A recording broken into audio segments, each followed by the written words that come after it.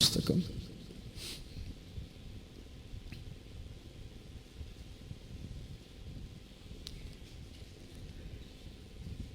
Samuel 2వ పుస్తకం తీయండి. 2వ పుస్తకం 7వ అధ్యాయం 29వ వాక్యం. దయచేసి నీ దాసుడనైన నా కుటుంబం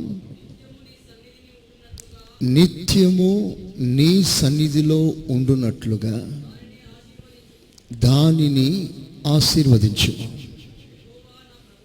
యెహోవా నా ప్రభువా, నీవు సెలవిచ్చి ఉన్నావు.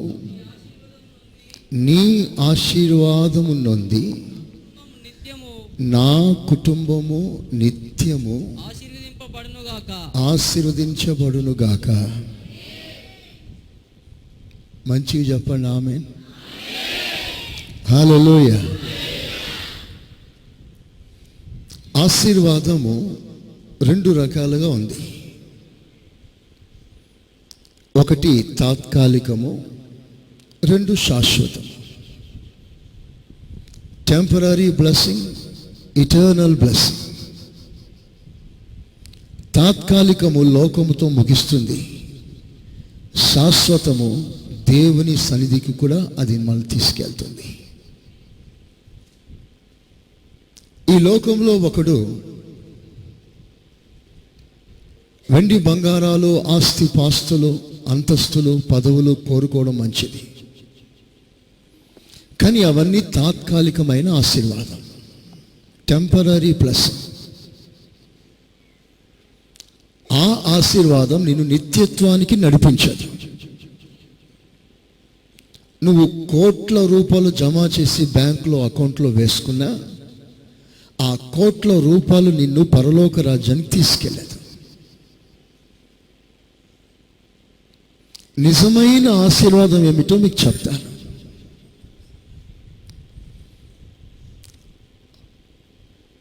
దేవుడు ఆదిలో 6 రోజుల్లో సృష్టి అంతటినీ చేశాడు. 6 days. ఈ 6 రోజుల్లో దేవుడు ఏం చేశాడు అంటే, చీకటిమయమై ఉన్న ఈ లోకాన్ని వెలుగుమయముగా చేశాడు. శూన్యముగా ఉన్న ఈ భూమిని సమృద్ధితో నింపాడు. నిరాకారమైన ఈ భూమికి ఒక ఆకారం ఇచ్చాడు. జలమయముగా ఉన్న ఈ భూమిని నివాస యోగ్యంగా మార్చాడు.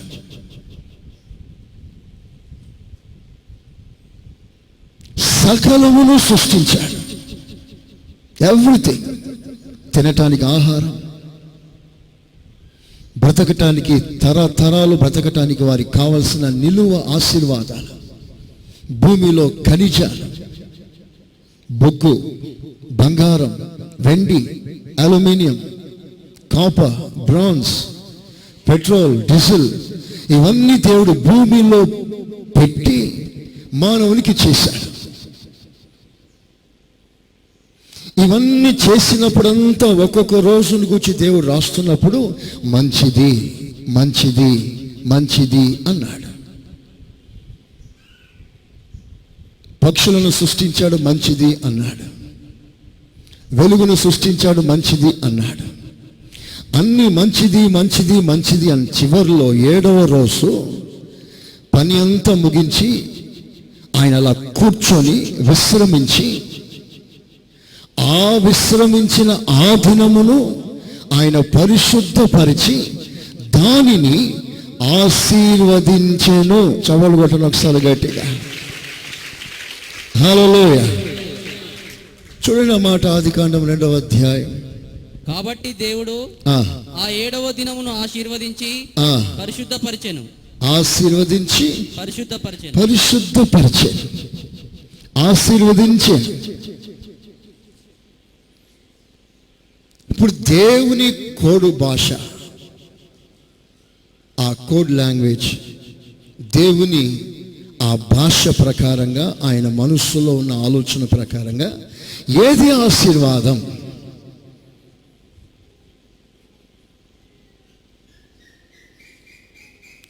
ఒక మనుష్యుడు కోట్లు సంవత్సరాలు తవ్వుకున్నా రాగలిగినంత బంగారం దేవుడు భూమిలో పెట్టాడు. అది మంచిది అన్నాడు, కానీ ఆశీర్వాదం అనలేదు.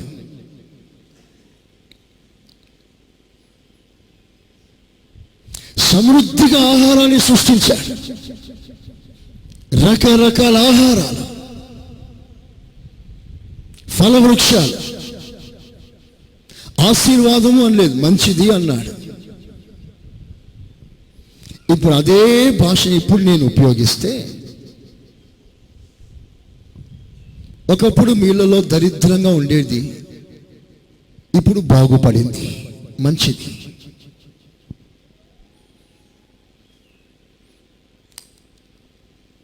ఒకప్పుడు మీకు చిన్న ఉద్యోగం, ఇప్పుడు పెద్ద ఉద్యోగం వచ్చింది, మంచిది.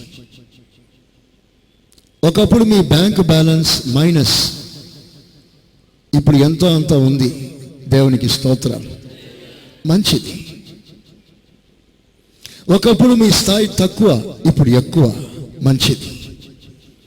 దిస్ ఆర్ ఆల్ గుడ్, మంచిది. ఒక విధంగా చెప్పాలంటే ఇదంతా తాత్కాలికమైన ఆశీర్వాదం. It's an temporary blessing. ఒకప్పుడు మీరు బలహీనంగా ఉన్నారు, ఇప్పుడు బలంగా ఉన్నారు. ఒకప్పుడు ఏమీ లేకుంటున్నారు, ఇప్పుడు అన్ని కలిగి ఉన్నారు. కానీ దీనితో మనం సరిపోకూడదు. మన ఆశీర్వాదం ఏమిటయ్యానంటే, ఆయన సన్నిధిని దేవుడు కనపరిచి దానిని ఆస్వాదించాడు. ఆశీర్వాదాన్ని నువ్వు అనుభవించాలి. ఇది నిజమైన ఆశీర్వాదం. ఒక పక్కన నువ్వు 10 కేజీల బంగారం సంపాదించినా అది ఆశీర్వాదం కాదు. దేవుని సన్నిధిలో నీవు కొంత ఆయన సన్నిధిలో గడిపి ఒక్క చిన్న ముద్ర వేసుకో, అది ఇటర్నల్ బ్లెస్సింగ్. అది దేవునికి స్తోత్రం, హల్లెలూయా.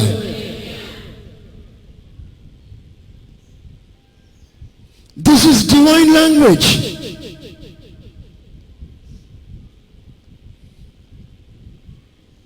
దీని కొరకు మనం ప్రాధాన్యపడాలి. మీ పిల్లలు పై చదువు చదివి పెద్ద అంతస్తుని, స్థాయిని, హోదాని సాధించాలి అని ఒక తల్లిగా తండ్రిగా మీకు కలిగిన కోరిక కంటే, మీ పిల్లలు ఆత్మీయంగా ఎదిగి దేవునికి మహిమకరంగా జీవించాలి అన్న కోరికనే మీకు ఎక్కువగా ఉండాలి. మంచిగా స్తోత్రం చెప్పలేకపోయారు. నేను చెప్పిన ఈ మాట మీ మైండ్లో ఉన్న మాటకి మ్యాచ్ అయి ఉంటే వెంటనే మీకు గట్టిగా చెప్పేవారు. లేదు, మీరు మారాలి. అలా స్తోత్రం, హల్లెలూయా.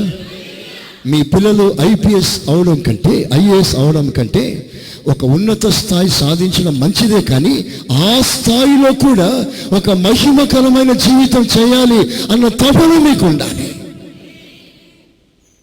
మీరు అలాగో ఈ వర్షంలో రండి, ఈ తలంపు, ఈ తపన మీరు కలిగి ఉండండి, మిగతా కార్యాలు దేవుడు చూసుకుంటాడు. ఎందుకంటే మీరు ఇలాంటి మనస్తత్వం కలిగి ఒక విధంగా మీరు దేవుని కనపరుస్తున్నారు. మీ పిల్లలకి మీరు ఇస్తున్న ఈవేంటో తెలుసా? ఒక పదవి కాదు, ఒక ఆస్తి కాదు, దేనికో వారసత్వం కాదు.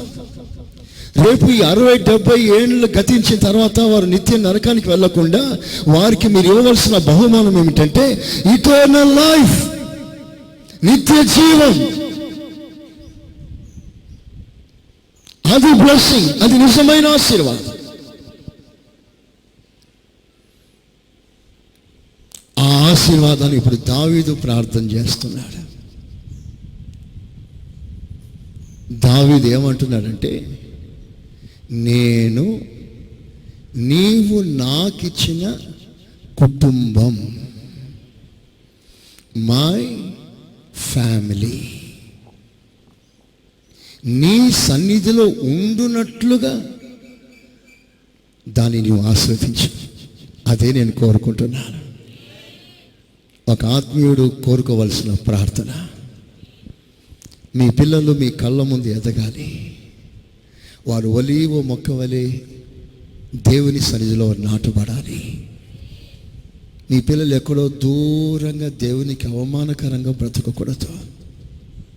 దేవునికి దూరంగా కోట్లు సంపాదించే పథకాలు వేయకండి. మీ పిల్లలు దేవునికి దూరంగా అన్యుల ఇంట్లో ఉండే ఏర్పాట్లు చేయకండి. మీ పిల్లలు మీ కళ్ళ ముందు దేవుని సన్నిధిలో వారు దీవించబడాలి. ఒకవేళ ఇప్పుడు ఆల్రెడీ ఎదిగిన పిల్లలు దేవునికి లోకంలో ఉండవచ్చు, దూరంగా ఉండవచ్చు.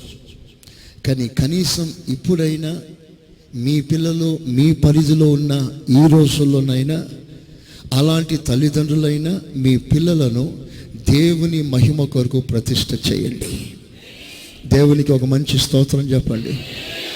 చెప్పండి, మంచి స్తోత్రం. హల్లెలూయా, హల్లెలూయా. నేను చెప్పే మాట చాలా ఖరీదైన మాట, వెరీ కాస్ట్లీ. నా పిల్లలు ఈ చిరు ప్రాయంలో నుండి వారు దేవుని సన్నిధిలో ఎదగాలి. వారికి దేవుని భాష తెలియాలి, వారికి దేవుని మాటలు తెలియాలి, వారికి పరిశుద్ధ గ్రంథం తెలియాలి, మోకాళ్ళ మీద ప్రార్థన చేయడం వారికి తెలియాలి. అది వారికి నేర్పించాలి. భోజనం పెట్ట ఆకలి అవుతుందంటే ముందు ఒక 5 నిమిషాలు ప్రార్థన చేయమని శాసించే తల్లిదండ్రులు కావాలి. వారికి మోకాళ్ళ ప్రార్థన నేర్పించాలి. వారికి ఒక 2 అధ్యాయాలు బైబిల్ చదివితే కానీ వాళ్ళకి భోజనం పెట్టకండి. ఈ క్రమంలో మీ పిల్లల్ని కనీసం ఇప్పుడైనా ఒక పద్ధతిలో పెంచాలి.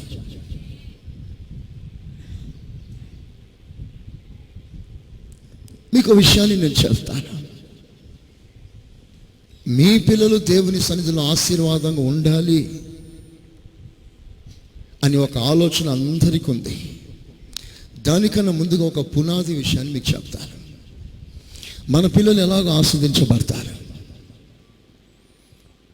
మన పిల్లలు ఎలాగో ఉన్నత స్థాయిని సాధిస్తారు, మన పిల్లలు ఆధ్యాత్మికంగాను భౌతికంగాను ఒక దీవెనకరమైన స్థాయిని ఎలా అధిష్ఠిస్తారు, వారు అలాగుండాలంటే మనం ఏం చేయాలి? ఒక మాట మీకు గుర్తు చేస్తాను. ఆదికాండం 17వ అధ్యాయం తీయండి.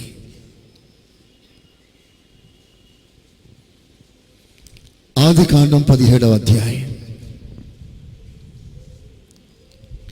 మొదటి వచనం.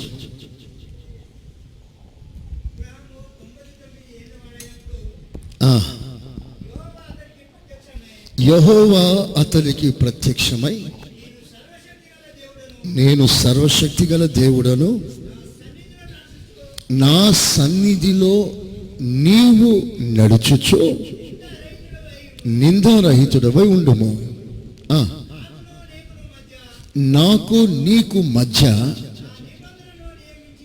ఒక నిబంధన, ఒక కాంట్రాక్ట్, ఒక కవెనెంట్ నియమించి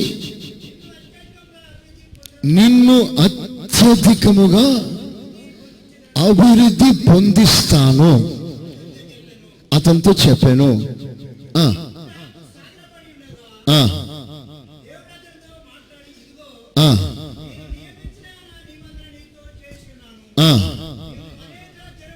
అనేక జనములకు తండ్రి అవుతావు.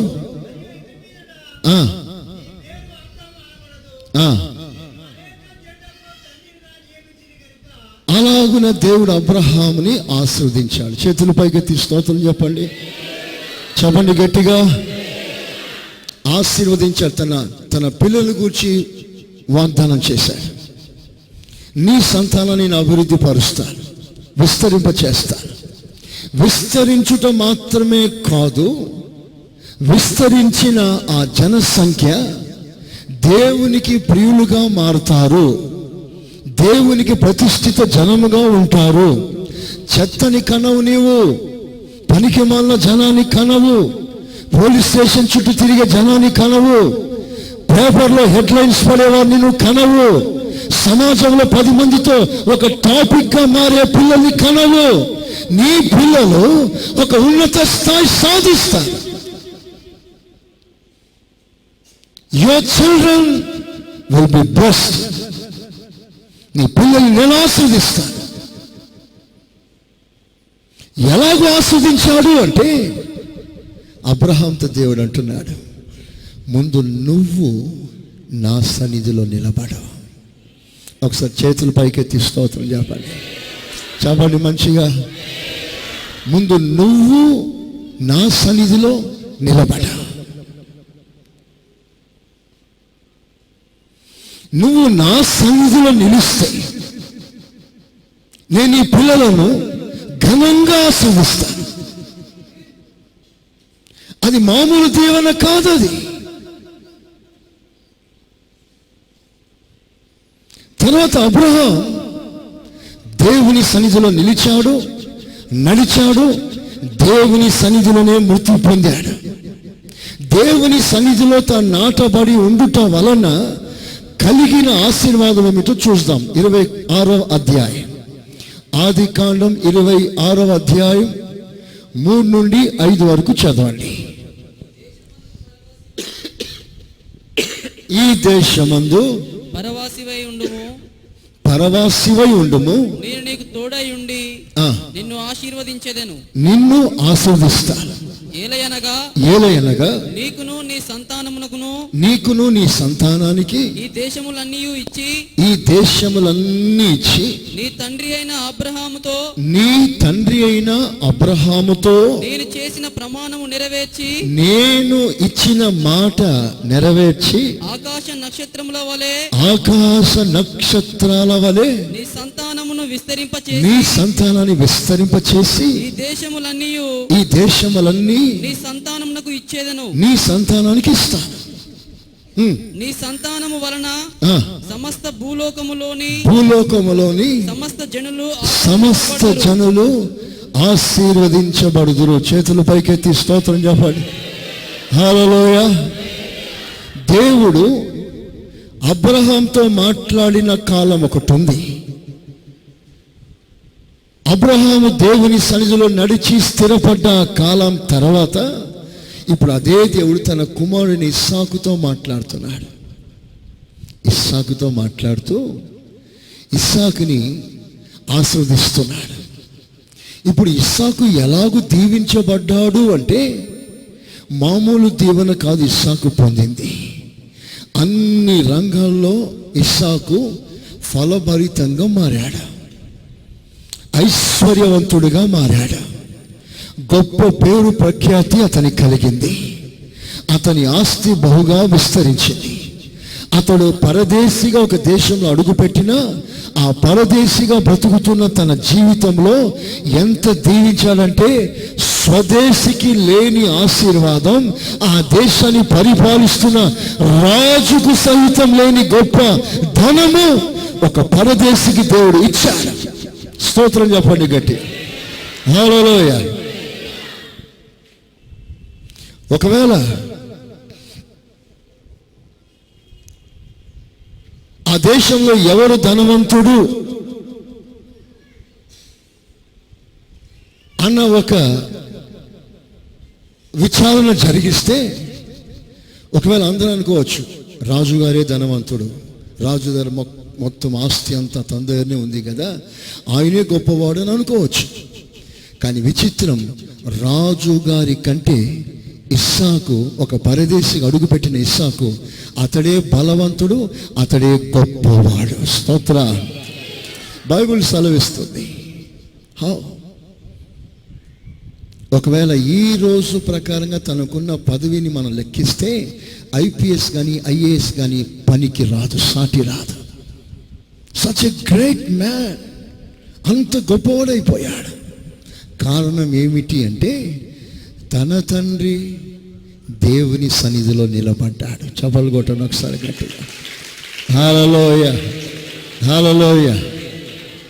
మీరు దేవుని సన్నిధిలో నిలిస్తే దేవుడు ఇక్కడి నుంచి పారుతున్న ఆ దీవెన మీలో ప్రవేశించి మీలో నుండి మీ పిల్లల్లోకి ట్రాన్స్ఫర్ అవుతుంది. మీరు మీ పిల్లలకి ఇవ్వగలిగిన ఆస్తి ఏంటో తెలుసా? దేవుని సన్నిధి ఒకటి. మీరు సంపాదించిన 1 కోటి రూపాయలు నీ కుమారుని బ్యాంకులో అకౌంట్లో వేసిన కొంతకాలానికి తరిగిపోతుంది. కానీ నువ్వు ఇవ్వగలిగిన ఆశీర్వాదం ఏమిటంటే ప్రజెన్స్ ఆఫ్ ద లార్డ్, దేవుని సన్నిధి. అది ఇవ్వండి మీ పిల్లలకి. పాలు తాగే పసిబిడ్డలు ఉన్నారా, వాడిని దైవికంగా పెంచండి, వాళ్ళ క్రమశిక్షణలో పెంచండి, వారిని భయభక్తులతో పెంచండి. వారికి దేవుని ప్రార్థన వాక్యం అభ్యాసం చేయడం, కంటతో పెట్టడం, ఇవన్నీ క్రమంగా నేర్పించండి. మీరు ఇలాగున దేవుని గణపరిచారు కనుక దేవుడు మీ పిల్లల్ని గణపరుస్తాడు. స్తోత్రం. ఒక కుటుంబాన్ని మీకు పరిచయం చేస్తా. ఆ కుటుంబం ఎంతగానో దీవెనకరమైన స్థాయిలో ఉండవలసిన కుటుంబం. కానీ దుఃఖకరమైన విషయం, ఆ కుటుంబ వ్యవస్థ కుప్ప కూలిపోయింది. ఆ కుటుంబ యజమాని పేరు ఏలి.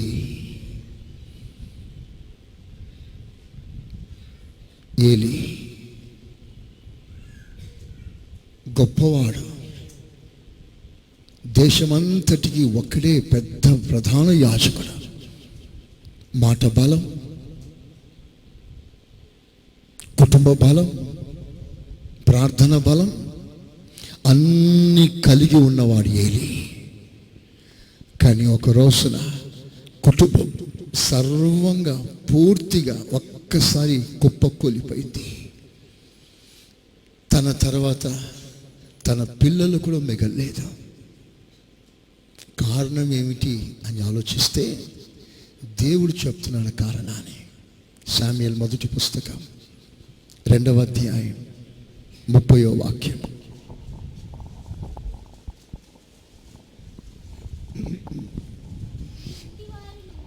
నీ ఇంటి వారు, నీ కుటుంబం, యువర్ ఫ్యామిలీ, నీ పితరుని ఇంటి వారును నా సన్నిధిని యాజకత్వం జరిగించుదురు. నా సన్నిధిలో ఉండాలని, దీవెనకరంగా ఉండాలని యెహోవా ఆజ్ఞ ఇచ్చాడు, తీర్మానం చేశాడు. కానీ ఇప్పుడు ఆ తీర్మానం నేను క్యాన్సిల్ చేస్తున్నాను. కేవలము ప్రతికూలమాయనని, ఆ మాటకు అర్థం నేను ఆ మాటను మార్చేస్తున్నాను. ఇశ్రాయేలు దేవుడైన యెహోవా సెలవిస్తున్న మాట. కారణం ఏమిటి అంటే నన్ను గణపరచు వారిని నేను గణపరుస్తాను, నన్ను తృణీకరించు వారిని నేను తృణీకరిస్తాను. I reject them. అంటే ఇప్పుడు ఏలీ కుటుంబం చేసిన ప్రధానమైన పొరపాటు ఏమిటంటే వారు దేవుని సన్నిధిని గౌరవించాలి, దేవుని సన్నిధిని ఘనపరచలేదు. దేవుని సన్నిధికి ఇవ్వాల్సిన ప్రాముఖ్యత వారు ఇవ్వలేదు. అది ఈజీగా తీసుకున్నారు.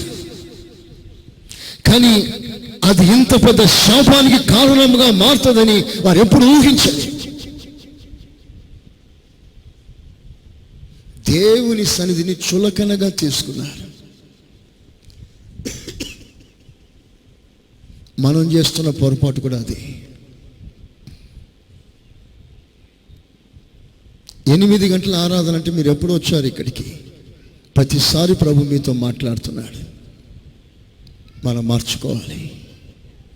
8 గంటల ఆరాధన అంటే నువ్వు 9, 9:30, 10 గంటలకు వస్తే నువ్వు దేవుని గౌరవించట్లేదు, నువ్వు దేవునికి మహిమ చెల్లించట్లేదు. నీ ప్రాబ్లం ఏమిటో మనకు తెలియదు. నేనంటే నువ్వు స్కూల్కి లేట్గా వెళ్తే క్లాస్లో పర్మిషన్ ఇస్తారా? ఒక రైల్వే స్టేషన్ లేట్గా వెళ్తే నీ కొరకు ట్రైన్ ఆపుతారా? ఒక బస్ స్టేషన్ నువ్వు ఆలస్యం వెళ్తే నీ కొరకు బస్సు ఆపుతారా? ఉద్యోగానికి 2 గంటలు లేటుగా వెళ్తే ఆ 2 గంటలు కట్ చేయరా? ఈ లోక సంబంధపరమైన కార్యక్రమాలనే ఒక పంక్చువాలిటీ కావాలని ప్రజలు కోరుకుంటే దేవుడు కోరుకోడా? 5 గంటలు ఉదయకాలం భాగ్యనగర్ ఎక్స్ప్రెస్ ఎక్కాలంటే 3 గంటలు లేవవా? కావాల్సిన పనులను త్వరగా చేసి సరిగ్గా 5 o'clock రైల్వే స్టేషన్లో ఉండేటట్లుగా నువ్వు వెళ్ళవా? మరి నా సన్నిధి విషయానికి వచ్చేసరికి నువ్వు ఎందుకు నిర్లక్ష్యం చేస్తున్నా? ఎందుకు అలక్ష్యం చేస్తున్నా? ఎప్పుడు పోతే ఏంటిలే, దేవుడు ఏమనుకోలే, నా సంగతి తెలుసు కదా.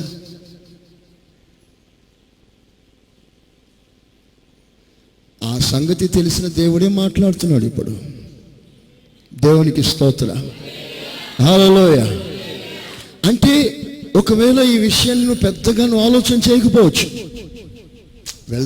వెళ్తున్నాం కదా, నెమ్మదిగా వెళ్తున్నాం కదా, ఏదో కదా వెళ్దాంలే అని ఏదో విధంగా నువ్వు వస్తున్నావు, మంచిదే.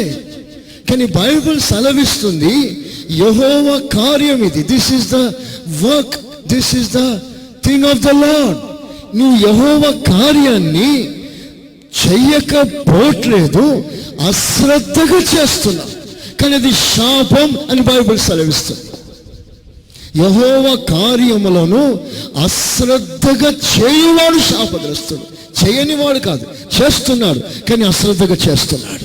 వస్తున్నావు కానీ అశ్రద్ధగా వస్తున్నావు, టైం ప్రకారంగా రావట్లేదు, ఆలస్యంగా వస్తున్నావు. వచ్చినా దేవుని వాక్యం వైపు నువ్వు గౌరవంగా కూర్చోలేక వినట్లేకపోతున్నావు.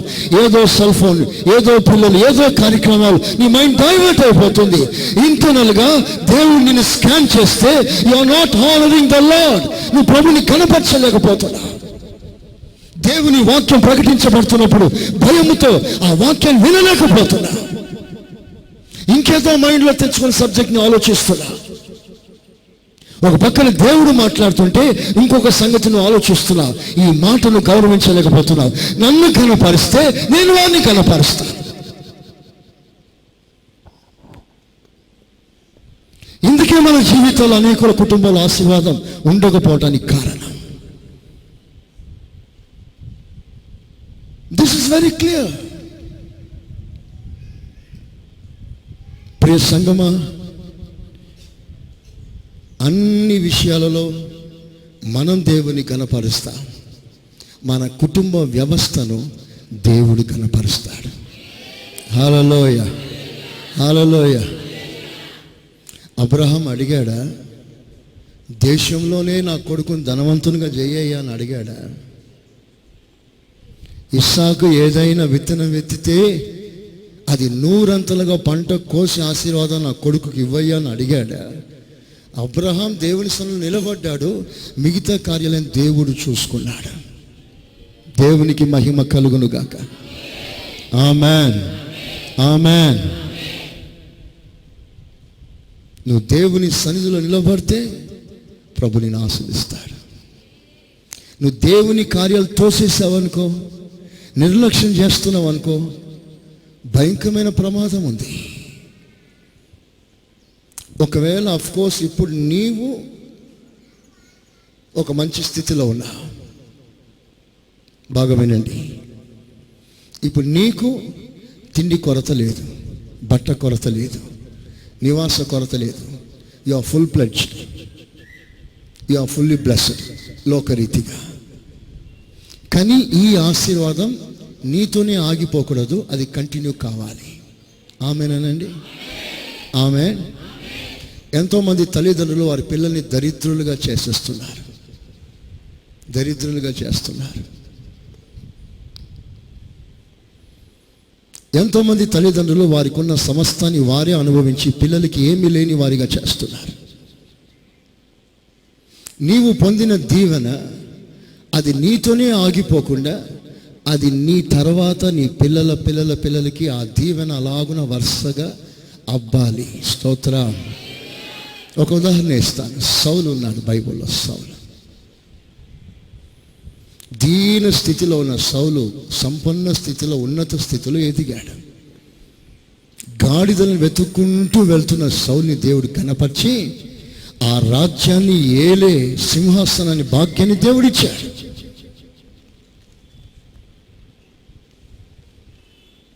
రాజు అయిపోయాడు.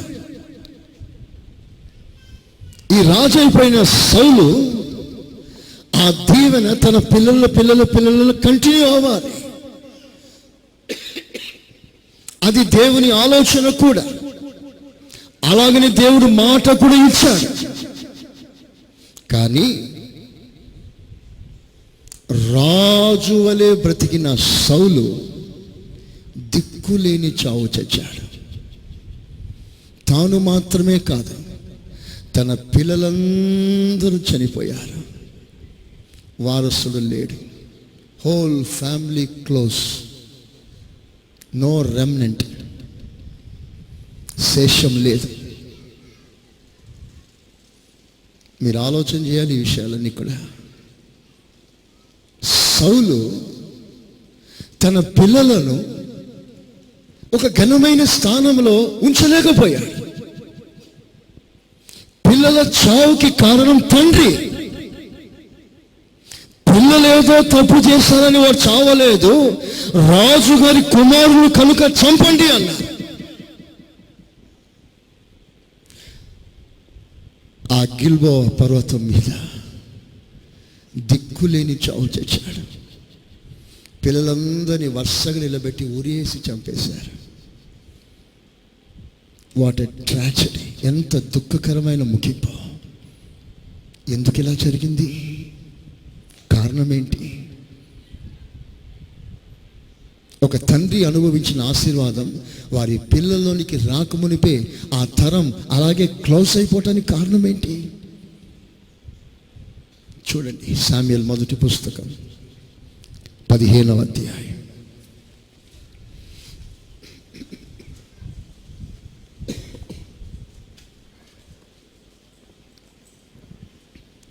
శామ్యూయల్ 15వ అధ్యాయం, మొదటి పుస్తకం 15వ అధ్యాయం 22, 23. అందుకు సమూయేలు, దేవుడు సెలవిచ్చిన ఆజ్ఞను ఒకడు గైకొనుట వలన సంతోషించున్నట్లు నువ్వు ప్రార్థన చేస్తే, ఉపవాసాలు ఉంటే, కానుకలిస్తే, బలులు అర్పిస్తే దేవుడు సంతోషిస్తాడా? ఆలోచించు. బలులు అర్పించుట కంటే, నువ్వు కానుకలు, ప్రార్థనలు, ఉపవాసాలు చేయుట కంటే ఆజ్ఞను గైకొనుట, పొట్టేలు క్రొవ్వును అర్పించుట కంటే మాట వినుటయే శ్రేష్టం. తిరుగుబాటు చేయుట సోద చెప్పుటయను పాపంతో సమానం. మూర్ఖతను అగుపరచుట మాయా విగ్రహము గృహ దేవతలను పూజించుటతో సమానం. యెహోవా ఆజ్ఞను నీవు యెహోవా ఆజ్ఞను వినండి. నీవు యెహోవా ఆజ్ఞను, ఆయన సన్నిధిని, ఆయన మాటను విసర్జించితివి గనుక, తృణీకరించావు, విసర్జించావు కనుక దిస్ ఇస్ ద కాస్, ఇది కారణం. కనుక నీవు రాజుగా ఉండకుండా ఆయన నిన్ను విసర్జిస్తాడు. అలాగే విసర్జించాడు, కుటుంబం అంతటిని విసర్జించేశాడు. చూసారా ప్రియమైన దేవుని బిడ్డలారా, దేవునిని విసర్జిస్తున్న కుటుంబాలు పూర్తిగా విసర్జింపబడతారు. నువ్వు దేవుడు లేకుండా నువ్వు లక్షలు సంపాదించవచ్చు, నీకు పరలోకం ఇస్తారా లోకం? నీ పదవులు, నీ అంతస్తులు, నీ అందం, నీకున్న హోదా, నీ పదవి, నీ జీతం నీకు పరలోకం కొనిస్తుందా? దీని గురించి ఆలోచించరే ప్రజలు. శరీరాన్ని గురించి నువ్వు ఆలోచిస్తున్నావే, నువ్వు ఆత్మను గురించి ఆలోచించావా?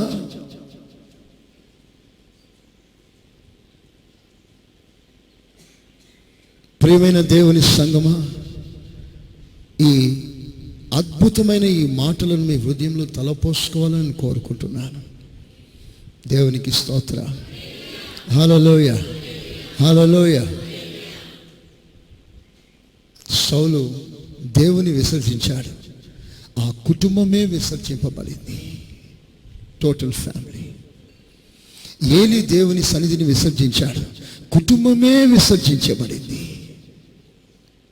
కానీ దావీదు అలాగూ జరగకుండా నన్ను, నా కుటుంబాన్ని నీ సన్నిధిలో ఆశ్రదించు. చప్పట్లు కొట్ట గట్టిగా ఒకసారి.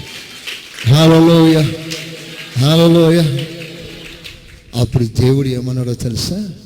ఒక అద్భుతమైన మాట. 89వ కీర్తన అందరు తీయాలి. 89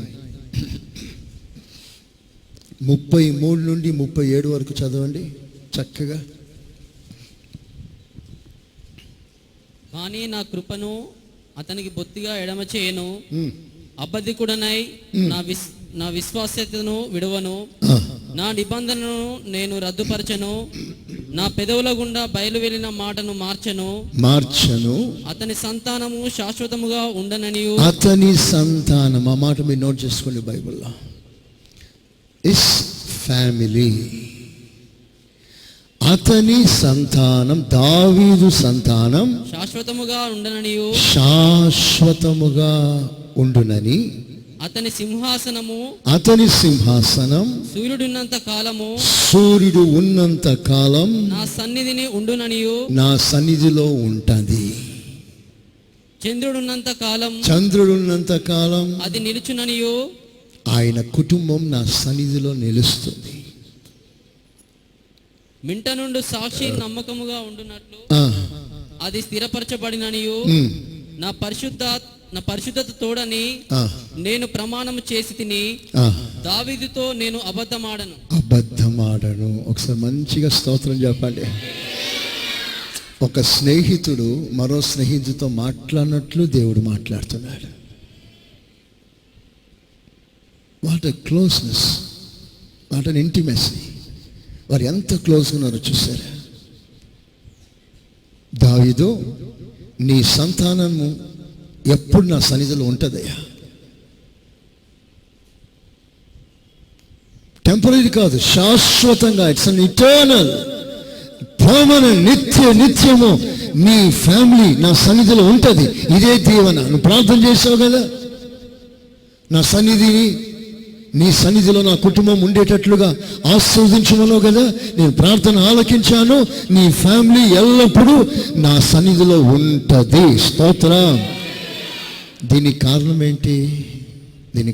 ఏంటి? దావీదు దేవుని సన్నిధిలో ఉండేవాడు. అది రహస్యం. దావీదు ఎక్కడ ఉండేవాడు?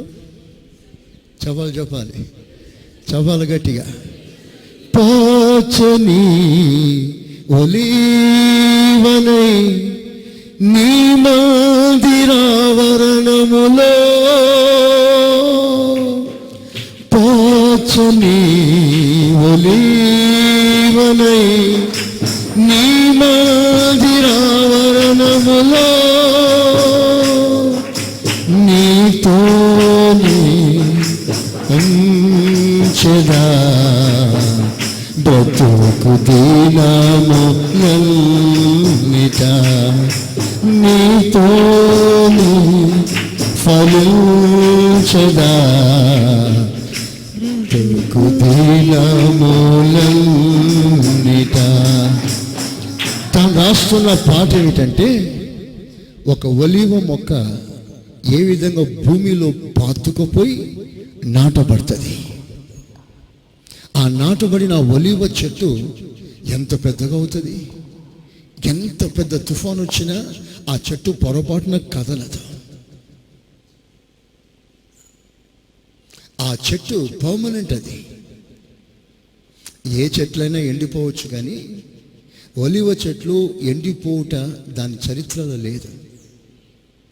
మీరు ఇప్పటికీ ఇశ్రాయేల్ వెళ్తే యేసు ప్రభు ఏ చెట్టు కింద మోకరించి ప్రార్థన చేశాడో ఆ చెట్టు ఇప్పటికీ ఉంది. స్తోత్రం చెప్పండి గట్టిగా. అంత ఖచ్చితంగా ఎలా చెప్తున్నారు అంటే, మన తరం ఊహ తెలిసిన తర్వాత వారు నాటిన చెట్టుకి బోర్డు పెట్టారు. మన తరాలలో మన వాళ్ళు నాటిన ఒలీవ, ఆ గెత్సెమని తోటలో ఒలీవ చెట్టు నాటారు. నాటిన వారి పేరు, డేట్ రాశారు. ఆ డేట్, ఆ పేరు ఎప్పుడుందంటే ఇంచుమించు 600-700 సంవత్సరాల వెనక. ఆ చెట్టు ఒక చిన్న చెట్టు ఇంతే ఉంటుంది. చక్కగా గుబురుగా మంచిగా పెరిగి ఉంటుంది. 700 years అయిపోయింది.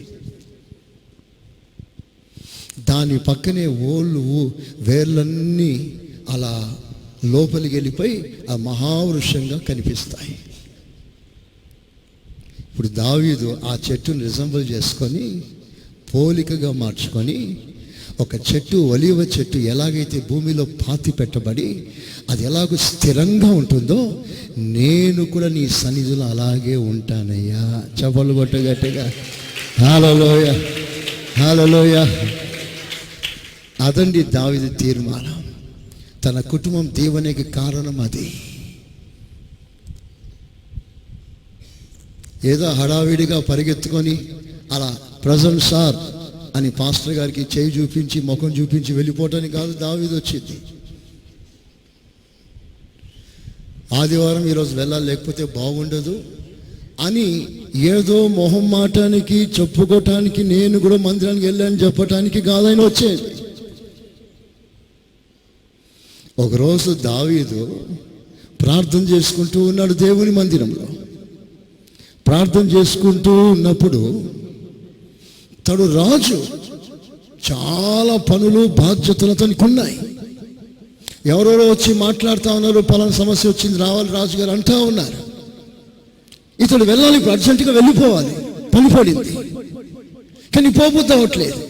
ఆయన సన్నిధిలో ఉండాలని ఒక మనస్సు, కానీ బయట పని. అలాగున ప్రార్థన చేసుకుంటా ఉన్నాడు బాధతో.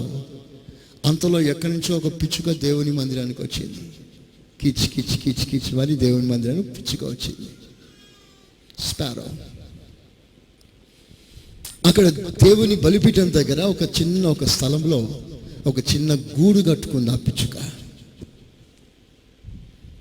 గూడు కట్టుకొని అక్కడే ఉంటుంది.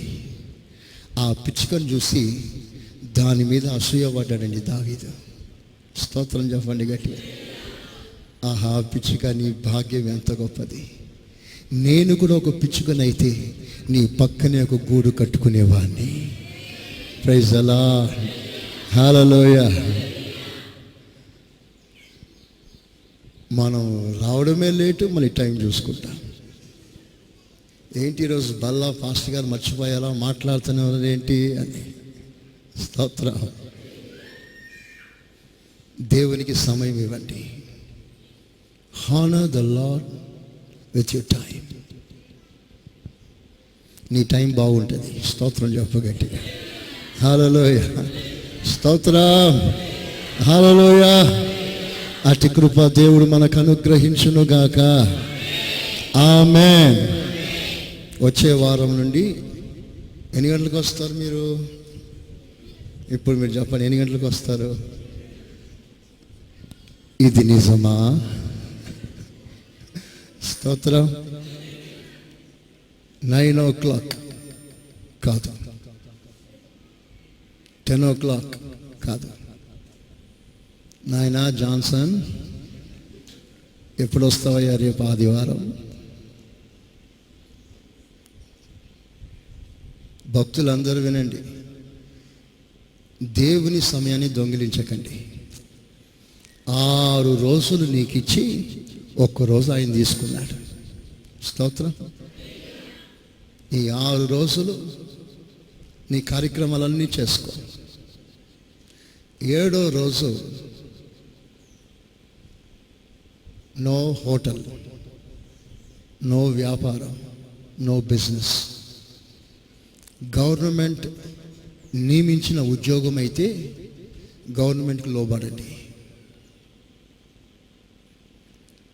అది కూడా మీకు ఆప్షన్ ఉంటే రండి. కంపల్సరీ అయితే వెళ్ళండి.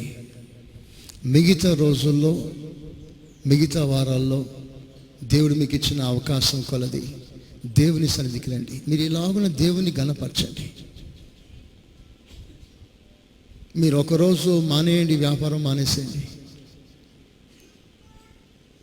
మీకు ఈ విషయాలను బాగా తెలియాలి. ఒకరోజు దేవుడు అన్నాడు,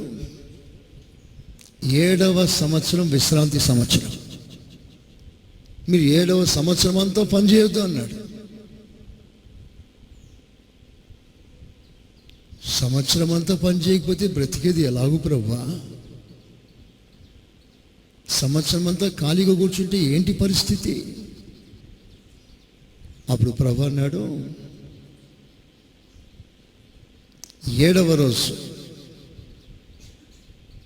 నువ్వు సంవత్సరం అంతా పనిచేస్తూ నువ్వు ఎంత సంపాదిస్తావో అది నేను 6వ సంవత్సరం నీకు ఇచ్చేస్తాను. స్తోత్ర, హల్లెలూయా. 6వ సంవత్సరం నీకు ఇచ్చేస్తా. నీకు డబుల్ కాపు. స్తోత్ర, 2-fold బ్లెస్సింగ్. 6th year నువ్వు అనుభవించు. సరే, నువ్వు 7 సంవత్సరాల తర్వాత మళ్ళీ 8వ సంవత్సరంలో మళ్ళీ నువ్వు పని చేసుకుంటావు కదా, అప్పుడు కూడా నేను అత్యధికంగా ఆస్వాదిస్తాను. ఒక సంవత్సరం ఆస్వాదించిన దేవుడు ఒక్కరోజు నువ్వు వ్యాపారం మోస్తే ఆ ఒక్క రోజుకు బదులుగా మిగతా రోజుల్లో 2 దేవునికి ఇవ్వడా? ఈ ఆదివారం నువ్వు ఏది పోగొట్టుకున్నావో అది నీకు సోమవారం ఇస్తాడు, అంతకంటే ఎక్కువ ఇస్తాడు. దేవుని శోధించు చూడు, దేవుని శోధించి చూడు. అదే బైబిల్ సెలవిస్తుంది. చాలాసార్లు మనం వెనక్కి వెళ్ళిపోతున్నాం, దేవునికి ఇచ్చే విషయంలో కూడా వెనక్కి వెళ్ళిపోతున్నాం. ఒకరోజు దేవునికి చాలా బాధ దిగి వచ్చాడు. నా బిడ్డలారా తిరిగి రండి అన్నాడు. వాళ్ళ కోపం వచ్చేసింది. నన్ను తిరిగి రామంటాడేంటి? నేనేం పోయాను? ఎక్కడికైనా పోయానా? నేను దేవుని బిడ్డనే కదా, నేను ఎప్పుడు దేవుని సన్నిధిలోనే ఉన్నాను కదా. నేనేదో దేవునికి దూరం అయిపోయినట్లు నన్ను మరలా తిరిగి రమ్మంటాడేంటి అని దేవుని మీద బాధపడ్డారు. బాధపడడమే కదా, దేవుని అడిగేశారు. ఏమని అడిగారంటే, తిరిగి రమ్మంటున్నావు, అసలు మేము ఎప్పుడు దూరం అయ్యాము చెప్పు నువ్వు నాకు అన్నారు. మేము ఎప్పుడైనా నీకు దూరం అయ్యామో? దూరం అయ్యామంటావు ఏంటి? ఎప్పుడు దూరం అయ్యా ఒకసారి మాకు చెప్పు అన్నాడు. అప్పుడు దేవుడు చెప్తున్నాడు, మలాకి పుస్తకం 3వ అధ్యాయం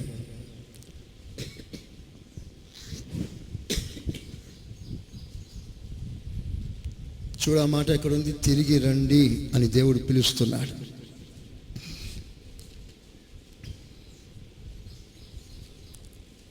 మలాకి 3లో చూడండి మాట ఒకసారి. 3:7 మీ పితరుల నాట నుండి మీరు నా కట్టడలను గైకొనక వాటిని త్రోసివేసిరి. అయితే మీరు నా తట్టు తిరిగిన ఎడల నేను మీ తట్టు తిరుగుతాను. సైన్యములకు అధిపతియగు యెహోవా సెలవిస్తున్నాడు. మేము దేని విషయంలో ప్రజలు అంటున్నారు, మేము దేని విషయంలో తిరగాలయ్యా? మీరంటారు, మానవుడు దేవుని యొద్ద దొంగిలిస్తాడా? అయితే మీరు నా యొద్ద అయితే మీరు నా దగ్గరనే నా జేబు కొట్టేశారు. స్తోత్రం చెప్పరే గట్టిగా, హల్లెలూయా. వీళ్ళు మామూలు దొంగలు కాదు, వీళ్ళు వీళ్ళకి ఏం పేరు పెట్టాలో కూడా అర్థం అవ్వట్లేదు. పాకెట్ కత్తిరిస్తే జేబు దొంగ అంటారు.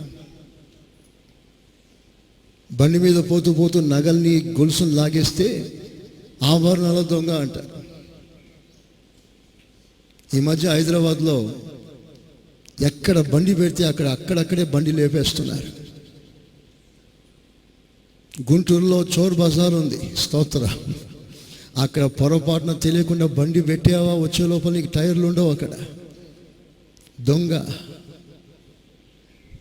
మరి వీళ్ళట దేవుడు అంటున్నాడు, తిరిగి రండి భక్తులారా అంటే, మేమేంటి ఆ తిరిగి వచ్చి మేము మీ దగ్గరనే ఉన్నాను కదా, ఏ విషయంలో తిరిగి రావాలి అంటున్నావు అంటే, మీరు నా దగ్గర దొంగతనం చేస్తున్నారు, ఆ విషయంలో మీరు తిరిగి రండి. స్తోత్ర. అదేంటి ప్రభా, నీ దగ్గర ఎప్పుడు దొంగతనం చేసామయ్యా? మీ జేబు మాకు ఎప్పుడు అందిందయ్యా? స్తోత్రం. అంటే ప్రభు అంటాడు, మీరు 10వ భాగం ఇవ్వడం మానేశారు కదా, అది దొంగతనం అంటున్నాడు దేవుడు. మీరు నాకు 10వ భాగం ఇవ్వట్లేదు. ఇప్పుడు నేను ఆ చిన్నోడికి ఓ బిస్కెట్ ప్యాకెట్ కొనిస్తాను. నేను ఇచ్చాను, తినరా బిడ్డ అని ఇచ్చాను. వాడు తింటుంటే నాకు తినాలనిపించింది. ఒక టీరా బిడ్డ అంటే నాది అంటాడు. ఇచ్చింది నేనేగా, నాకు తెలియదు, నాది అంటాడు వీడు. దేవుడు మీకు ఇచ్చాడు, స్తోత్రం. దేవుడు మీకు ఇచ్చాడు, ఆరోగ్యం ఇచ్చాడు, సంపదనిచ్చాడు, అన్నీ సమకూర్చిచ్చాడు. ఒక కృతజ్ఞత హృదయం కలిగి ఉండటానికి దేవుడు నిన్ను 10వ భాగం అడిగాడు. అది నువ్వు ఇవ్వకపోతే నువ్వు ఎక్కడున్నావో తెలుసా? దేవునికి దూరంగా ఉన్నావు. నువ్వు అన్ని విషయాల్లో బాగానే ఉన్నావు, ప్రార్థన చేస్తావు, ఉపవాసం ఉంటావు, కానుక కూడా ఇస్తావు, కానీ 10వ భాగం ఇవ్వవు. ఎందుకు ఈ మాట చెప్పడానికి ప్రభు నన్ను ప్రేరేపించాడు, చెప్తున్నాను. సరి చేసుకోండి, దేవునికి దగ్గరగా అవ్వండి. ప్రభు మిమ్మల్ని ఆశీర్వదించునుగాక. ఆమేన్. అందరూ మోకరించండి, అందరూ మోకరించండి.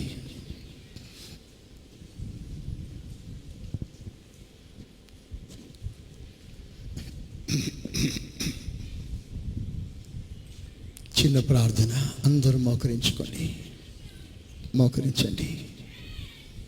ప్రభుతో చెప్తావా? నేను ఘనపరుస్తానయ్యా, నిన్ను సమయంతో ఘనపరుస్తాను, నా ఆస్తితో ఘనపరుస్తాను, నా బలముతో ఘనపరుస్తాను, నా పదవితో ఘనపరుస్తాను, నా అంతస్తుతో ఘనపరుస్తాను, నువ్వు నాకు ఇచ్చిన ఈ స్థితిని బట్టి నేను ఘనపరుస్తాను, నా ద్వారా అన్ని విషయాల్లో నేను ఘనపరుస్తాను. అలాంటి కృప నాకు కావాలయ్యా. చెప్దామా? ప్రభు సన్నిధిలో ప్రార్థన చేద్దామా? ప్రార్థన చేద్దామా? అందరూ ప్రార్థన చేయండి, నోరు తెరిచి ప్రార్థన చేయండి. సహోదరులారా, నోరు తెరిచి ప్రార్థన చేయండి. హల్లెలూయా, స్తోత్రం.